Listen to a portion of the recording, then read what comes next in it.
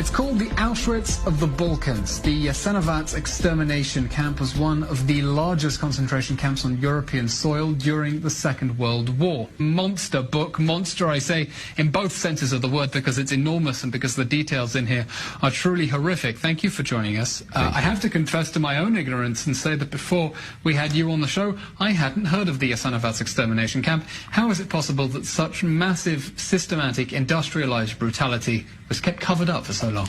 It's mostly due to the politics of Tito, who wanted to unite the various countries who consisted Yugoslavia, former Yugoslavia, and one of the methods of unity was to wipe out the past, and the past was too problematic for the people of Yugoslavia, so they had to forget about Jasenovac and other horrible crimes which were perpetrated. So what are we talking about then with Jasenovac, the camp? Who did it house? How did they kill them? Why? It's not one camp, it's a chain of camps. It's an empire of dozens of camps. The most notorious one was Jasenovac, but there were many others in which hundreds of thousands of Serbs, Jews, Sinti and Roma and other innocent victims were brutally, really brutally murdered by 57 methods of killing, which I am describing in the book.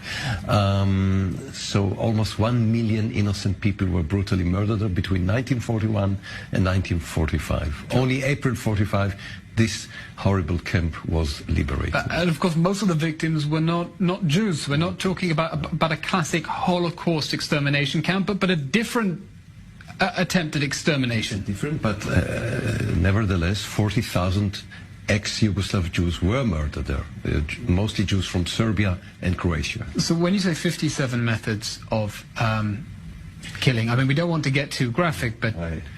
Better not. But a little bit about what we know, please. Burning you alive, cutting your head with axes, etc.